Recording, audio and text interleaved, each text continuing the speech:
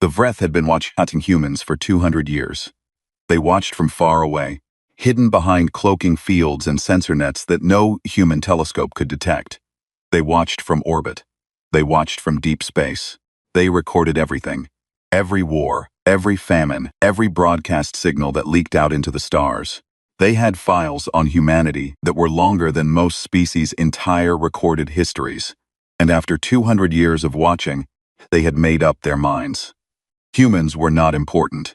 That was the conclusion written at the top of the official Galactic Conclave report on humanity filed by senior observer Sect Vel of the Vreth Intelligence Division. The report was 40,000 pages long.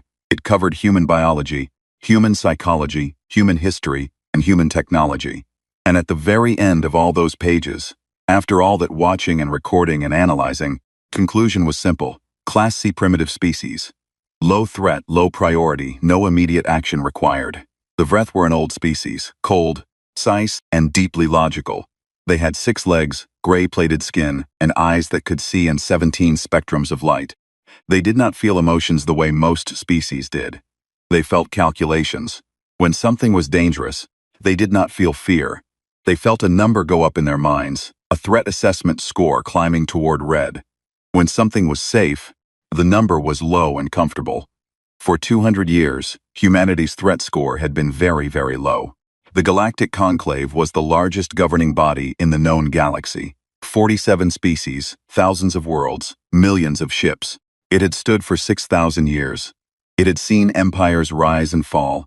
It had welcomed powerful species and watched weak ones disappear. It had its own laws, its own military, its own way of doing things.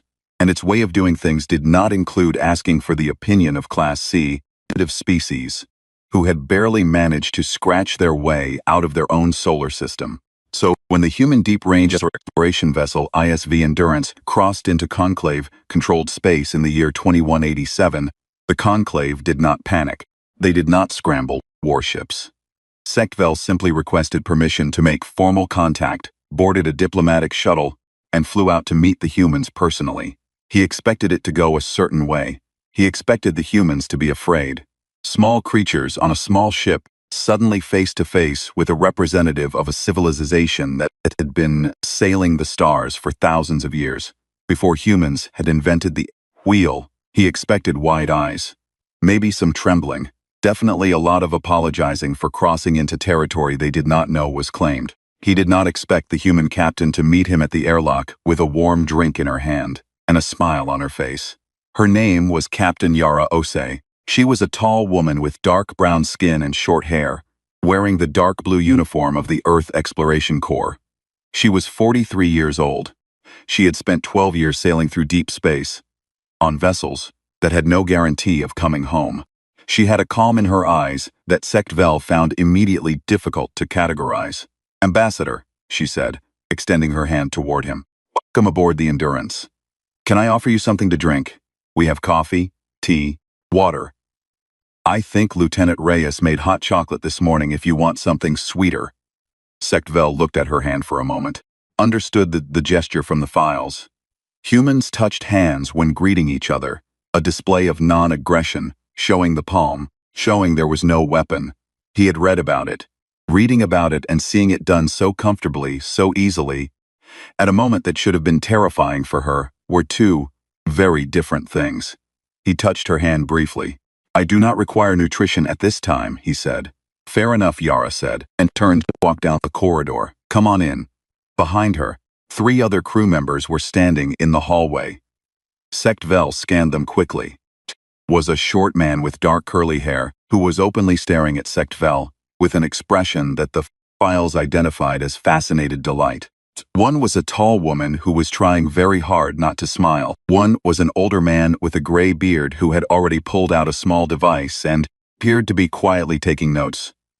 "Don't mind Chen," Yara said, nodding toward the curly-haired man. "He's our xenobiology officer. Basically the best day of his entire career." "I have so many questions," Chen said immediately. "You have compound eyes, right? Can you actually see in ultraviolet? Do you sleep? Do you dream? Are the plate structures on your thorax?" "Lieutenant Chen," said the tall woman. Sorry, later."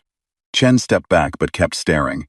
Sectvel walked with them to the ship's meeting room. It was a small space, functional and plain. There was a table, chairs, and a large window looking out at the stars. Someone had placed a small potted plant in the corner. He was not sure why that detail unsettled him, but it did. A living thing carried into the void, just because someone wanted something green to look at. He sat across from Captain Osi. He opened formal contact protocol, thousands of years of procedure, carefully worded in 11 galactic standard languages. He stated the conclave's position. He explained what it meant to have entered controlled space without clearance. He outlined the standard process for newly contacted species. He was precise, he was thorough, and then he delivered the formal offer. Humanity could register as a dependent species under conclave supervision. They would receive protection, limited trade access, and guidance. In return, they would follow conclave law, submit to conclave authority in all matters of interstellar activity, and refrain from expanding beyond a defined border zone until they were deemed ready. It was, by conclave standards, a generous offer. Most species in humanity's position wept with gratitude when they received it. Captain Osi listened to all of it with her hands folded on the table and her face calm and polite. When he finished, she was quiet for a moment. Then she picked up her cup of coffee, took a slow sip, and set it back down. "Thank you, Ambassador," she said. "That's a very thorough presentation. Appreciate the detail." She paused. "We're going to decline." Sectvel's threat assessment number moved. Just slightly. "I see," he said. "We're happy to talk," Yara continued.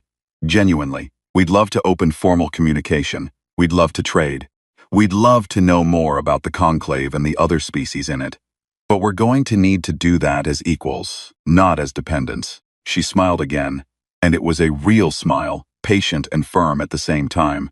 "We're not really a species that does well with being told what to do." Behind her, Chen made a small sound that might have been a laugh, quickly turned into a cough. Sectvel looked at her for a long moment. He looked at all of them.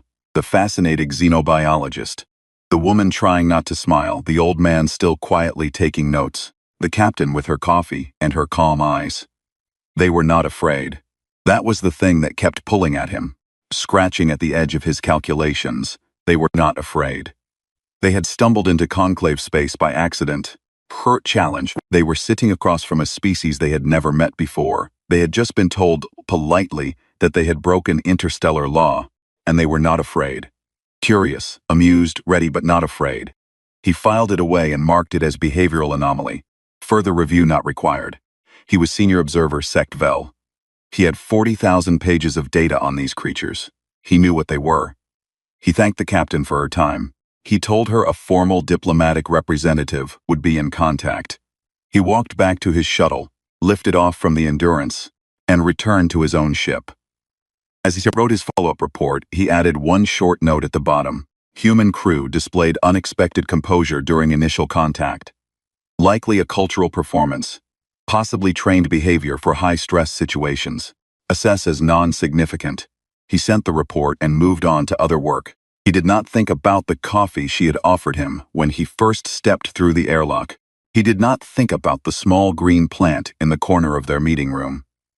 He did not think about how not one of them, not even for a single second, had looked like they thought they might be in danger. He did not think about any of these things because they were, according to his 40,000 pages of data, not important. He was wrong about that. He was wrong about almost everything. But he would not know that yet. That understanding would come later, slowly at first, and then, all at once, the way cold water fills a sinking ship. For now, the ISV Endurance turned itself around and began the long journey home, back to the small blue world that had sent it out here in the first place. Captain Osi finished her coffee. Chen began drafting a 17-page list of questions he hoped to one day ask of Vreth. The old man with the gray beard read back his notes and circled 3 things he found interesting. And somewhere in the deep files of the Galactic Conclave, a report was filed, updated, closed, humanity, Class C primitive, low threat, low priority. The stars outside were quiet. They would not stay that way. Rune Kell had been an intelligence analyst for 30 years. He was good at his job. He had reviewed files on over 200 species during his career. He had assessed threats, flagged anomalies, and reports that shaped conclave policy. He was not the kind of analyst who panicked easily. He was not the kind of analyst who lost sleep over his work. He lost sleep over the humans. It started 3 months after first contact. His division chief dropped a new assignment on his desk. The conclave wanted a deeper intelligence review on humanity, not the standard observation summaries that Sectvel had used for his 40,000-page report, but raw, unfiltered access to human records, human historical archives, human military databases, human science publications, everything that had been collected over 200 years of watching, but never properly analyzed, because humanity had always been considered too unimportant to bother. Rune Kell accepted the assignment without concern. It was routine work. He expected it to take 2 weeks. He expected to confirm Sectvel's conclusions and add a few extra footnotes. He opened the first file on a quiet Tuesday morning. He was still reading 5 days later. The first thing that hit him was the wars. Not the fact that humans had fought them. The conclave knew about the wars. It was all in the summaries. Humans are violent, emotionally unstable, prone to conflict. That was old news. What the summaries had not captured was the scale. The raw, staggering, almost impossible scale. Rune Kell pulled up casualty numbers from something humans called the Second World War. He read them 3 times because he was certain he had made a mistake. He had not made a mistake. He sat back in his chair and looked at the ceiling. The Vreth had fought wars. Most species in the conclave had at some point in their history. But there were rules to how wars worked. Biological limits on how fast a species could produce weapons, how long soldiers could fight, how much damage a civilization could absorb before it broke and surrendered or simply collapsed. Every species had those limits. The Vreth had modeled them, calculated them, used them to predict conflict outcomes for thousands of years. The models did not work on humans. He found the part that broke his brain on day 3. In one of their largest wars, humanity had begun the conflict with basic propeller-driven flying machines and ended it 4 years later with nuclear weapons. He called his colleague Peshara over to look at it, thinking he had misread the translation. She looked at it. She looked at him. They did not speak for almost a full minute. "That's 4 years," she finally said. 4 years, he confirmed. She went back to her own desk and did not say anything else for the rest of the day. He kept reading. He pulled up military production records. During that same 4-year period, one single human nation had built. He checked the numbers again, carefully, over 300,000 aircraft. Not over the course of a generation, not with alien assistance, with their own hands, in their own factories in 4 years. Their economy had changed shape almost overnight. Civilian industries had flipped to war production faster than most species could mobilize a regional defense force. And then, and this was the part that truly began to frighten him, when the war was over, they flipped back. Factories that had been making weapons started making cars. Soldiers came home and went to school. Cities that had been bombed into rubble were rebuilt within a decade. The species that had just torn itself apart with a level of violence that should have left permanent civilizational scars simply kept going, kept building, kept growing. He flagged that section and wrote one word in his notes: resilience. He moved on to biology because he needed a break from the history, and the biology turned out to be worse.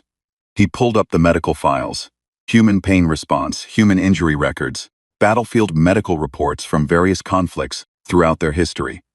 The Vreth had a very clean relationship with pain. Pain was a signal. It meant something was wrong. When the signal was strong enough, the Vreth body would shut down non-essential functions and enter a protective state. It was, from a biological standpoint, sensible design. You did not keep damaging yourself once damage had been detected. Humans did not work this way. He found report after report of human soldiers who had continued fighting through injuries that would have sent a Vreth into immediate shutdown, not because they did not feel it. The reports confirmed they felt it. Their pain receptors worked fine. But because they had chosen to keep going. Anyway, there was even a documented biological mechanism that assisted this. Under conditions of extreme threat, the human body flooded itself with chemicals that suppressed pain, sharpened focus, and increased physical strength. They had a name for it. They called it the stress response. They taught it in basic biology classes. It was to them simply something bodies did. Kell read about it for a long time. Then he opened a new document, titled it Reclassification Request, Urgent, and began to type. But he had not even reached the worst part yet. On day 5, he found the section of the archive he had been putting off. The nuclear files. The weapons programs. Not from their wars, he already knew about those. But the cold calculation humanity had done about its own potential. Destruction. He found the strategic documents from a period humans called the Cold War. Two of their major nations had sat across from each other with enough nuclear weapons to end life on their own planet many times over. He read the strategy documents, the targeting files, the launch protocols. What struck him was not the weapons. Struck him was that they had been prepared to use them. Not in a moment of panic, not as a last resort that was never seriously considered. They had wargamed it, run the numbers, built entire strategic frameworks around it, and then, somehow, on a knife's edge, through a combination of careful decisions and a staggering amount of luck, they had decided not to. And then they had kept going, living in the shadow of their own extinction for decades, building their lives, raising children, making art and food and music and arguments, while the weapons sat ready in their silos and submarines, and they had simply decided every single morning to keep being civilized. That was the moment Ruhnkel stopped thinking of humans as a primitive species. You did not choose not to end your world unless you valued your world. Species that valued its world enough to hold back that kind of destruction was a species that had thought very deeply about what survival meant. Finished the reclassification request. He graded humanity upward through every threat category on the standard scale until he ran out of categories and had to create a note explaining that the existing scale did not have an appropriate designation. He recommended immediate diplomatic escalation. He recommended that no conclave member species take any aggressive action toward humanity under any circumstances until further review was completed. He sent the report to his division chief. The division chief reviewed it, sent it up the chain. It moved slowly through bureaucracy the way urgent things always moved through large institutions, quickly enough to make people feel like something was being done. Slowly enough that by the time the right people read it, something had already happened. The something that had already happened was happening on the other side of the galaxy, where a reptilian empire called the Car had read none of Ruhnkel's reports, cared nothing for conclave diplomatic processes, and had just decided that this new little species, floating around in small metal ships, was exactly the kind of weakness that deserved to be made into an example. Ruhnkel did not know about that yet. He was sitting at his desk, staring at his screen, rubbing his eyes, thinking about a species that had almost destroyed itself and chosen not to, and had emerged from that choice not broken but harder. On his screen, one line from a human historical text sat in the middle of an open document. He had flagged it hours ago and kept coming back to it. It was from an old human writer, and it described his species in a way that no conclave summary had ever come close to capturing. The line was, "We are the ones who survived." Ruhnkel read it one more time. He closed the document. He sat in the dark for a while. Then he went home and, first time in his 30-year career, could not sleep. The Car Emperor made his decision on a Thursday. No one told him it was a mistake. No one in his court would have dared. He was Carvas III, ruler of the Car Dominion, a civilization that had conquered 22 worlds through military force and had never once lost a war. His generals were experienced. His fleet was large. His empire had been built on the simple principle that the strong took what they wanted, and the weak learned to accept it. He had looked at the human colony on Kepler 7d, a small settlement, one of humanity's outer frontier outposts, and he had decided it was convenient. The colony sat on the edge of space that the Car wanted for resource extraction. The humans were new to the galactic scene, unregistered, unallied, and by all available intelligence reports, militarily modest. Destroying the colony would send a message. It would show the rest of the galaxy that the Car were not small concerned about whatever small commotion this new species caused at the conclave. It would establish a border. It would be clean, quick, and efficient. He sent a fleet of 40 warships. They reached Kepler 7d on a Wednesday. The colony had 12,000 inhabitants, farmers, miners, engineers, families. They had a small defense station in orbit, 3 patrol ships, designed for piracy deterrence, not warfare. The patrol ships lasted 4 minutes. The colony's emergency beacon transmitted for 6 minutes before it too was destroyed. The car fleet bombarded Kepler-7d for 2 hours. When they were done, they filed an official notice with the conclave. This territory now belonged to the Car Dominion, and any species that disagreed was welcome to discuss the matter. On Kepler-7d, 4,212 people were dead. The message reached Earth 7 hours later. Admiral Dae-Jung Kwon was asleep when his communicator went off. He was a 61-year-old man with gray hair and the quiet, measured manner of someone who had spent his life making hard decisions and living with the weight of them. He read the report in bed in the dark in 30 seconds. Then he got up, got dressed, and was in the command center within 12 minutes. The emergency session of the Earth Defense Council lasted 3 hours. There were voices calling for restraint, for diplomacy, for allowing the conclave to handle it through official channels. Kwon listened to all of them. He was patient. He let everyone speak. Then he put the casualty list on the main screen, 4,212 names, photos, ages, and he said very quietly, "We will not be asking anyone else to handle this." The council voted, the motion passed. Kwon activated Total Mobilization Protocol 1. Most of the conclave had never heard of Total Mobilization Protocol 1. It did not appear in any public document. It was not something humanity advertised, but it had been written 60 years earlier by a generation of human military planners who had looked at the vast and dangerous galaxy around them and asked a simple question: if the worst happens, how fast can we actually move? The answer they had spent 60 years building was very fast. Within 48 hours, 7 civilian shipyards across 3 star systems switched to military production. Cargo vessels were fitted with weapons systems. Reserve fleets that had never appeared in any database were activated and crewed. Factories began running around the clock. Supply lines reorganized themselves. The whole machine, which had been sitting quietly underneath humanity's civilian face for 6 decades, clicked on like a light. The car had intelligence reports on the human military. Those reports listed 147 warships, spread across a handful of patrol routes and border stations. The fleet that appeared at the edge of car space, 11 days after the bombardment of Kepler-7d, numbered 419 vessels. Car Fleet Commander Greshnak saw the sensor readout and told his officer to check it again. The officer checked it again, then a third time. The number did not change. Where did they come from? Greshnak asked. No one had an answer. He had expected 147 ships, poorly coordinated, possibly retreating once they saw the car fleet moving to intercept. He had expected a brief, ugly engagement followed by a human surrender or withdrawal. He had prepared for that war. He understood that war.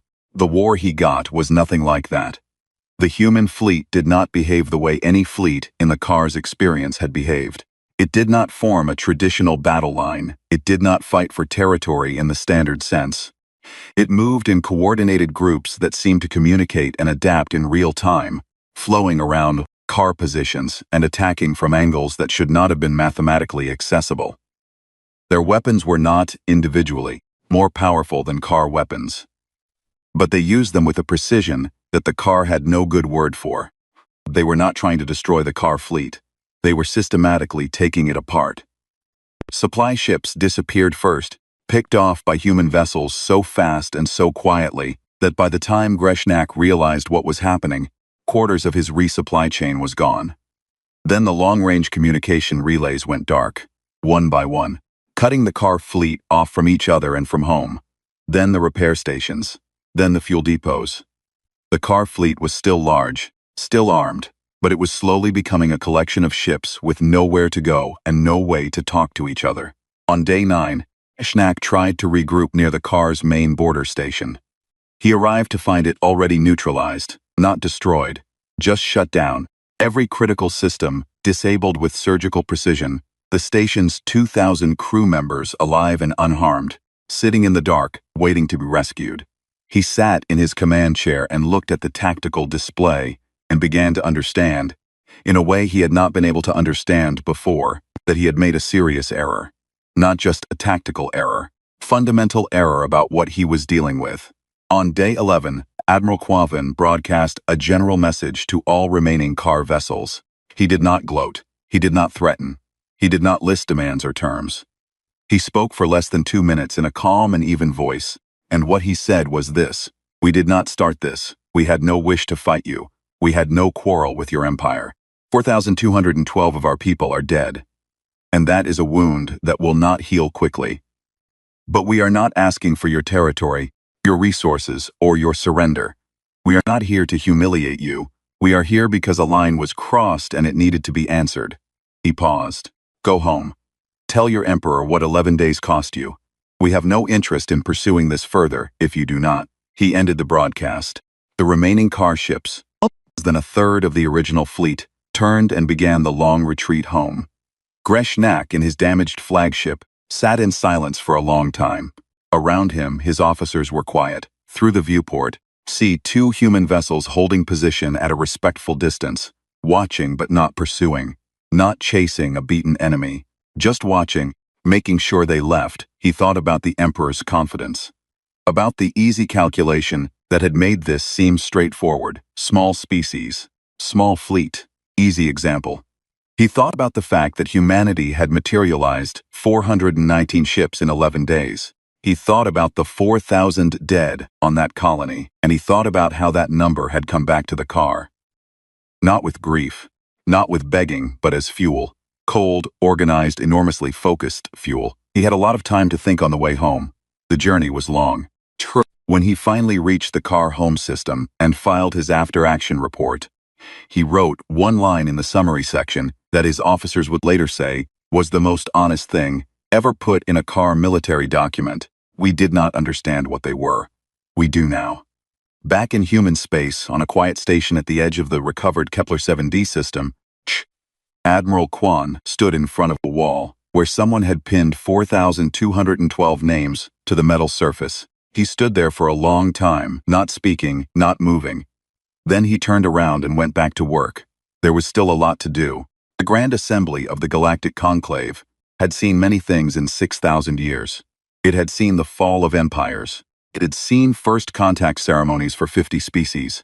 It had seen long and complicated debates that lasted decades, arguments that spanned generations, votes that changed the course of history. The chamber itself was enormous.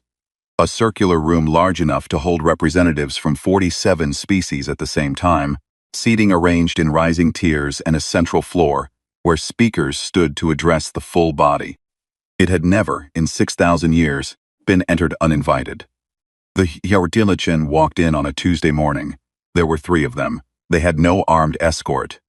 They had submitted no formal request for access.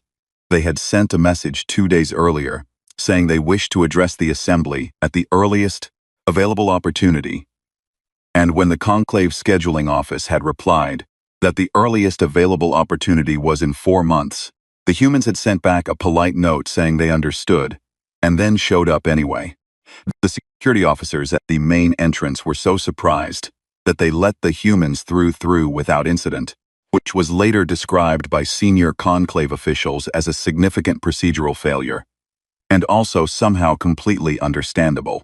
The lead human was a woman named Ambassador Layla Voss. She was 56 years old with light brown skin, gray-streaked hair pulled back simply, and an expression of calm focus that she carried the way some people carry a weapon.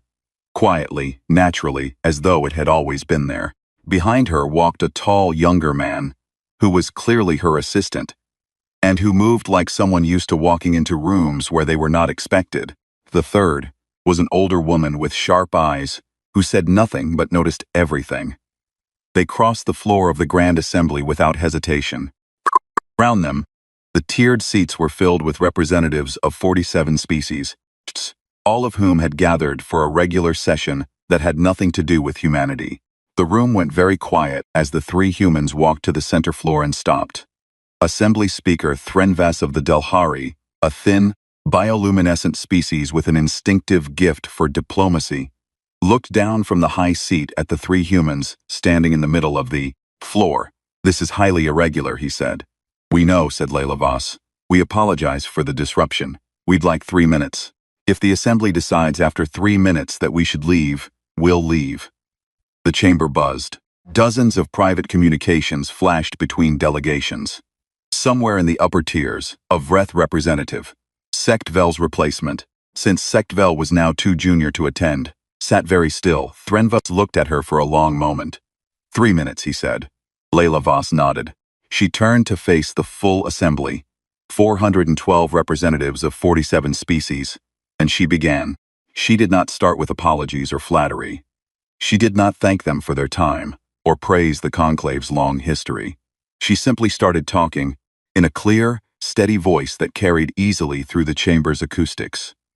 She told them that humanity had not wanted to be noticed, that for a very long time, in fact, humans had looked up at the stars and hoped, mostly, that whatever was out there was not paying too much attention. That the first instinct of a species that had spent its entire history fighting itself was not to go looking for more conflict in the wider universe. She told them what humans were. She did not use numbers or tactical reports. She talked about the ice ages that had nearly ended early human civilization and had instead made it harder. She talked about the plagues that had taken millions of lives and the populations that had survived, rebuilt, and pressed forward. She talked about the centuries of war, and she did not soften them or make excuses. She said plainly that humans had done terrible things to each other, had been cruel and greedy and destructive in ways that were difficult to look at, clearly. And we are still here, she said. After all of it, we are still here. That is not an accident. It is not luck. It is what we are. She paused. What we want, she continued, is not dominance. We are not here because we think we should be in charge of anything. We have seen what happens when one group decides it should be in charge of everything. It does not end well, and we have the history to prove it. A small sound moved through the chamber. It might have been uncomfortable recognition. What we want is a seat at this table, an equal one, not as dependents, not under supervision. As a sovereign people who are willing to work alongside you, contribute to you, if necessary, defend you. She stopped there. 3 minutes was up. The chamber was silent. Threnvas looked at her. Then he looked at the assembly. I believe, he said carefully, that the matter before us today has changed. What followed was not a quick vote. Nothing in the conclave was quick. The debate that Ambassador Voss had started that Tuesday morning lasted 6 weeks. There were species who argued against it. The Keth, a cautious, slow-moving species that had been in the conclave for 2,000 years, submitted formal objection, citing the Kar conflict as proof of human instability. Humanity had gone to war without conclave authorization, they argued. That was a serious violation of galactic norms. Layla Voss, who had been given a temporary observer seat while the debate continued, responded to this by pulling up the casualty report from Kepler 7d and placing it in the record without comment. The Keth withdrew their objection. There were others who worried about human, military capacity, about what it meant to give formal recognition to a species that had mobilized 419 warships in 11 days without anyone knowing they could. Layla Voss answered each concern the same way, clearly, factually, without aggression, and without apology for what her species was. One of the most influential moments in the debate came not from Voss, from the Vreth delegation. The Vreth had been quiet throughout, and many species expected them to vote against formal recognition, given that they had spent 200 years classifying humanity as a low-priority primitive species. It would be embarrassing to reverse that publicly. Instead, the Vreth delegate, a young analyst named Sect Ren, who had read Rune Kell's reports, stood and said, in the careful, measured way Vreth always spoke, "We have made an error of assessment. We observed humanity for 200 years and saw what we expected to see. We did not see what was actually there. That is our failing, not theirs." He sat back down. The chamber was quiet for a moment. Coming from a Vreth, that was the closest thing to a public apology that was biologically possible. Final vote was taken 6 weeks and 2 days after Layla Voss had walked uninvited into the Grand Assembly. The result was 31 in favor, 9 against, 7 abstaining. Humanity was formally reclassified, the new designation, created specifically for this Gagaean because no existing category was adequate. Read. Category Omega, unrestricted sovereign species. It meant practical terms, that humanity was the equal of any other member in the conclave. No supervision, no restricted borders, no dependent status. Full seat at the table. Thren Voss read the result aloud and then looked down at Layla Voss in the observer's seat. "The motion passes," he said. "Welcome to the Galactic Conclave, Ambassador." Voss nodded once. The younger man behind her let out a breath he had apparently been holding for 6 weeks. The sharp-eyed older woman wrote something in her notebook. Later that evening, in the small room the human delegation had been using as a temporary office, Layla Voss sat with a cup of tea and looked out at the star-filled sky through a wide window. Her assistant asked her how she was feeling. She thought about it honestly. "Tired," she said, "but the right kind of tired." In the observation gallery above the empty assembly chamber, Sect Vel, who had flown back to watch the vote in person despite no longer being senior enough to have an official seat, stood alone in the dark for a long time. He thought about a coffee he had been offered. A small gesture, made without hesitation, in a situation that should have been terrifying. He understood now what that gesture had meant. They had never been afraid.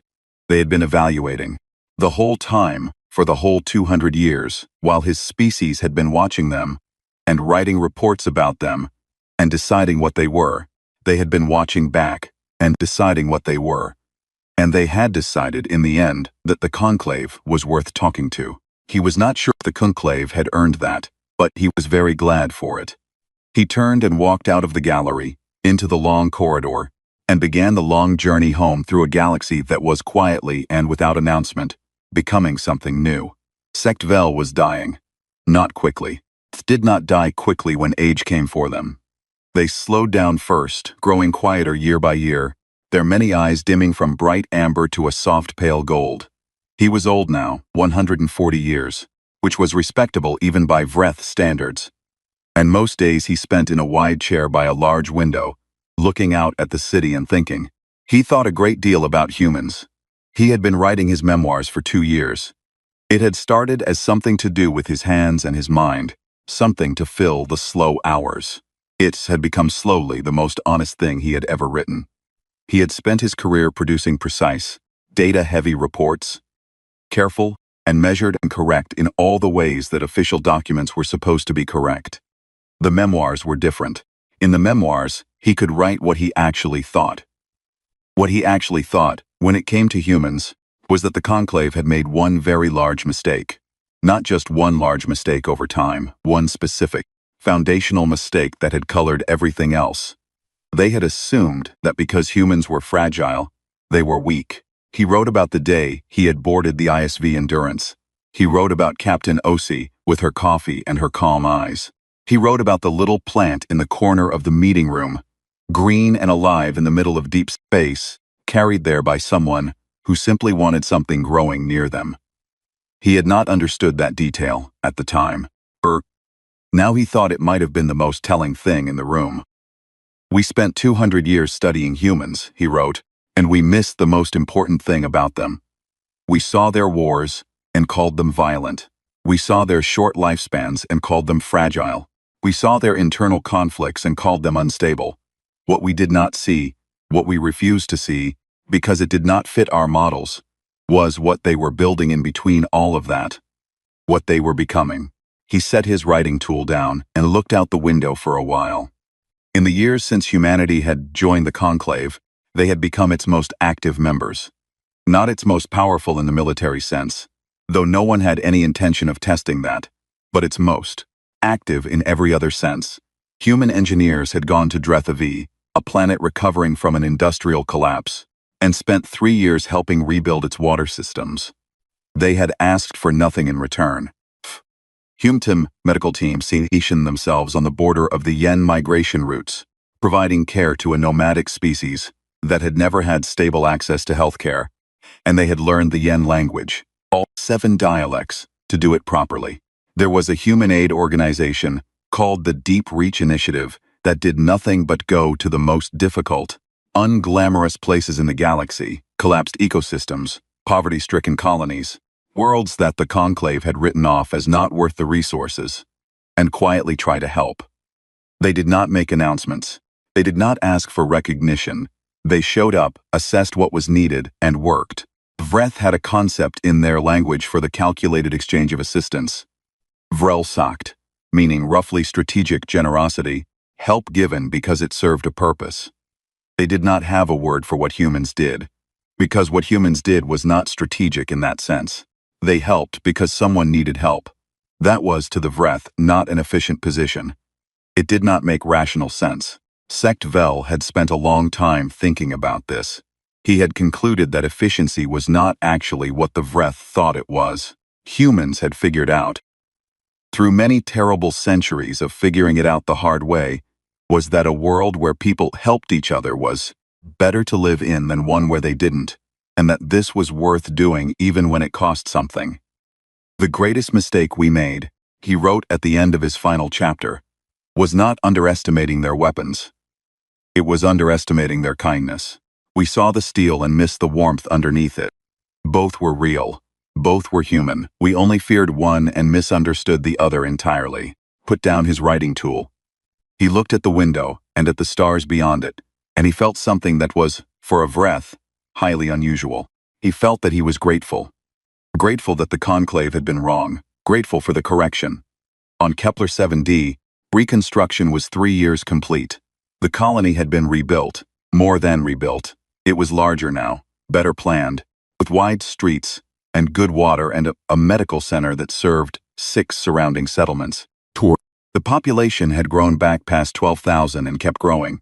A young car soldier named Gesrak had been assigned to the joint reconstruction project 9 months earlier as part of a formal cooperation agreement between the Car Dominion and the Conclave, one of the conditions negotiated in the quiet diplomatic work that had followed the 11-day war. The assignment had not pleased him. He had grown up in the Car military. He had been taught that the Car were strong, and the strong did not serve alongside species they had once bombed, but he had come and he had worked. And slowly, over 9 months, something had happened that he had not expected. One evening, sitting outside after a long day of work, he shared a meal with a human engineer named Fatima, who was responsible for the new water filtration system. She was small and quick-moving, and had a habit of humming to herself while she worked and talking very fast when she was excited about something, which was often. She had explained the filtration system to him 3 times in 3 different ways until he finally understood it, and she had been genuinely pleased when he did, as though his understanding of it mattered to her personally. He asked her, that evening, why humans had come back here, why rebuild this specific place. The Car had done what they had done here. He was not going to pretend otherwise. Why not leave it, or claim it as a monument, or use it as proof of what the Car had been? Fatima looked at him for a moment. She chewed a piece of flatbread. She seemed to be deciding how to explain something that was very obvious to her. It's someone's home, she said finally. It was someone's home before, and it can be someone's home again. That's what matters. Gesrak thought about that for a long time. In his language, there was no single word for what she meant. Home existed as a concept in Car, Grethkul, meaning the place of your origin, where your bloodline came from. But the way she said it was different. She was not talking about origin. She was talking about belonging, about the right of people to have a place that was theirs, that could be safe, that could be rebuilt. He did not say anything for a while. Eventually he nodded. Fatima went back to humming. Runkel had retired from intelligence work but kept reading. Old habits. He still went through reports, still followed developments, still found himself drawn to anything that mentioned humanity. He could not quite stop. Port that reached him on an ordinary afternoon was about the Sen, a species that had been living under a form of forced labor contract with 3 other conclave species for 60 years. They were small, gentle, and had no military capacity. The conclave had been officially working on their situation for decades. There were committees. There were negotiations. There were a remarkable number of documents and a remarkable lack of progress. The humans had quietly resolved it in 8 months. Not through threats, not through military pressure, through conversation, patience, and a stubborn, absolute refusal to accept the answer no as a permanent condition. They had found legal angles no one had pursued. They had applied economic pressure that was technically within conclave rules, but had never been attempted. They had sat in room after room with people who did not want to help, and they had stayed there until something moved. The Sen were free, living on their own colony, building their own future. Rune Kell read the report twice. Then he set it down and looked at the ceiling, which he did often when thinking about humans. He remembered the line he had flagged in the archive years ago. "We are the ones who survived." He had thought at the time that it was a statement of toughness, a declaration of how hard they were. He understood now that it was also something else. It was a statement of purpose. They had survived so much for so long, so much pain and loss and failure, and they had decided that survival was not enough. That the point was not just to keep going, to make the going worth something. To make the world, any world, better for having passed through it. He picked up his pen and wrote one final note in the margin of the report. They regret nothing. We should regret everything. At the far edge of conclave space, a new contact was happening. The ship that appeared was large and heavily armed. It broadcast on 17 frequencies simultaneously, in a language that translated roughly to a demand for identification and immediate submission. The species behind the transmissions were called the Muran. Tall, aggressive, technologically advanced, and completely certain that whatever they had found on this edge of the galaxy was smaller and weaker than them.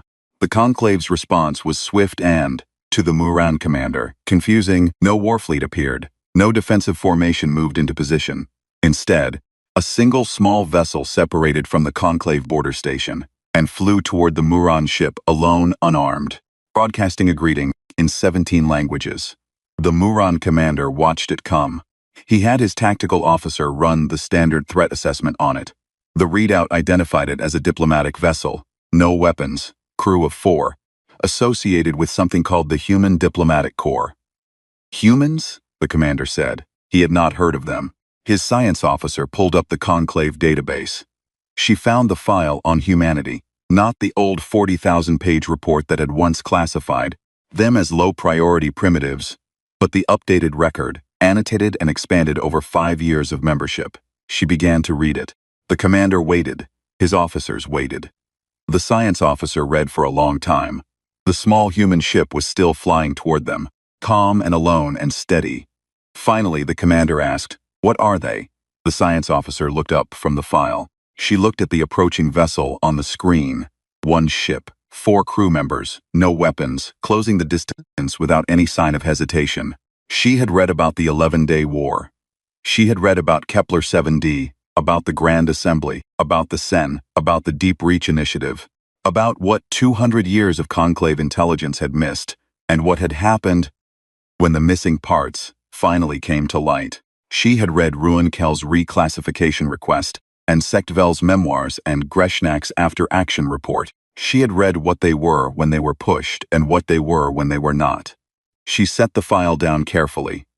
"Trouble," she said quietly. "Kind that smiles at you first." The human vessel completed its approach and held position.